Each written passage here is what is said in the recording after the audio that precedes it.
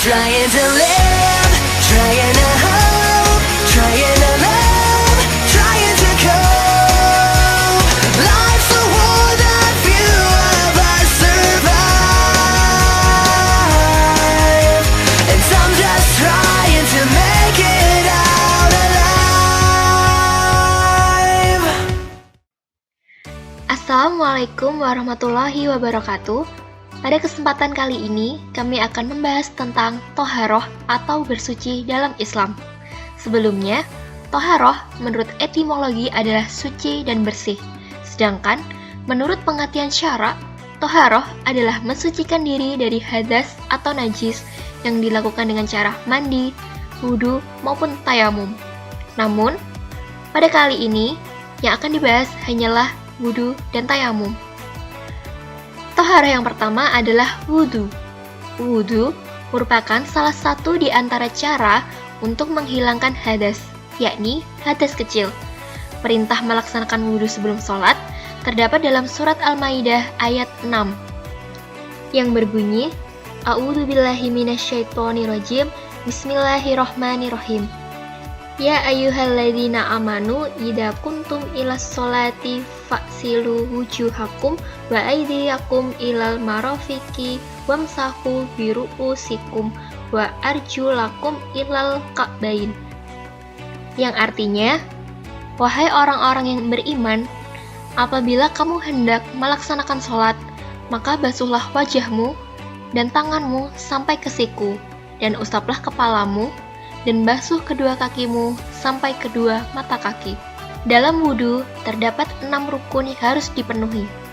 Yang pertama adalah niat, yang kedua adalah membasuh wajah, yang ketiga adalah membasuh kedua tangan beserta kedua siku, yang keempat, mengusap sebagian kepala, yang kelima, membasuh kedua kaki beserta kedua mata kaki, dan yang terakhir adalah melaksanakan semuanya dengan tertib.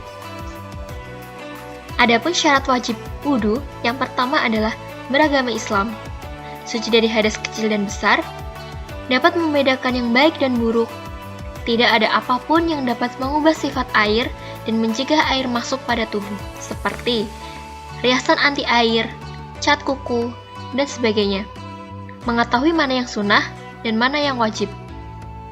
Dan yang paling penting adalah air untuk berwudhu merupakan air yang bersih dan suci. Berikut merupakan tata cara berwudhu. Yang pertama adalah niat. Membaca niat dengan tulus dan kesungguhan hati. Adapun bacaan niat yaitu nawaitul wudu'a lirafil hadasil asgori fardol lillahi ta'ala. Artinya, saya niat berwudhu untuk menghilangkan hadas kecil fardu karena Allah.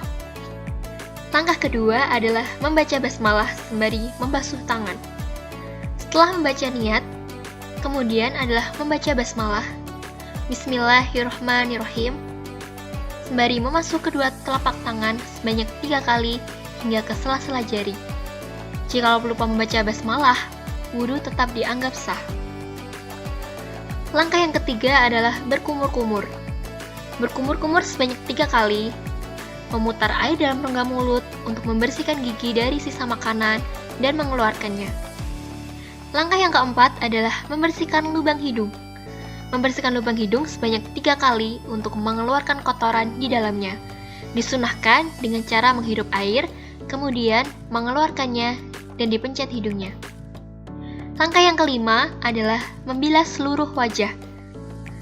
Membilas seluruh wajah hingga ke garis tepi dekat rambut, mulai dari ujung kepala, tumbuhnya rambut, hingga dagu. Langkah yang keenam adalah mencuci kedua tangan hingga siku. Membilas kedua tangan sebanyak 3 kali, dimulai dari tangan sebelah kanan dahulu, baru dilanjutkan tangan kiri. Langkah yang ketujuh adalah mengusap kepala. Mengusap kepala dari depan hingga ke belakang sebanyak 1 kali. Bukan dicolek-colek sebagian rambut depan saja. Ada yang memperbolehkan dengan cara membasuh kening hingga ujung kening atau sebagian kepala sebanyak 3 kali. Keduanya sama-sama termasuk tata cara wudhu yang benar. Langkah selanjutnya adalah membersihkan kedua telinga. Membersihkan kedua telinga dilakukan secara bersamaan antara kanan dan kiri. Cara membasuhnya Masukkan jari telunjuk ke dalam telinga, kemudian ibu jari mengusapkan kedua daun telinga dari bawah ke arah atas sebanyak 3 kali. Tata cara wudhu selanjutnya ialah membasuh kedua kaki hingga di atas mata kaki sebanyak 3 kali. Dimulai dari kaki bagian kanan, kemudian diikuti oleh kaki bagian kiri. Langkah wudhu yang terakhir adalah membaca doa. Setelah seluruh proses wudhu dari awal niat hingga akhir sudah selesai, disunahkan membaca doa. Sebaiknya menghadap ke arah kiblat dan mengangkat kedua tangan, membaca dengan tenang dan khusyuk. Adapun doanya adalah Asyhadu alla ilaha illallah wahdahu la syarikalah wa asyhadu anna Muhammadan abduhu wa rasuluh. Allahumma ja'alni minat tawwabina wa ja'alni minal mutatahhirin wa ja'alni min ibadikas sholihin. Yang artinya, aku bersaksi bahwa tiada Tuhan selain Allah, tiada sekutu baginya, dan aku bersaksi bahwa Nabi Muhammad itu hamba dan utusannya. Ya Allah, jadikanlah aku dari golongan orang-orang yang bertaubat, dan jadikanlah aku dari golongan orang-orang yang bersuci, dan jadikanlah aku bagian dari hamba-hambamu yang soleh. Nah, berikutnya kita akan ngejelasin tentang hal yang membatalkan wudhu.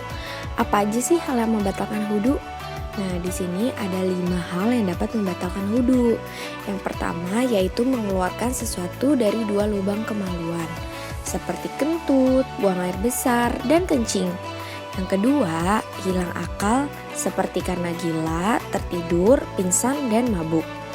Yang ketiga, menyentuh bagian kemaluan dengan telapak tangan ataupun jari yang tidak memakai penutup. Yang keempat, bersentuhan dengan lawan jenis yang bukan mahramnya, antar kulit, atau tidak menggunakan penutup. Yang kelima adalah memakan daging-dagingan, babat, hati, lemak, ataupun ginjal. Hal tersebut merupakan hal yang dapat membatalkan wudhu. Dan apabila wudhu menjadi batal, kita harus mengambil wudhu kembali. Nah, berikutnya kita akan berbicara mengenai tayamum.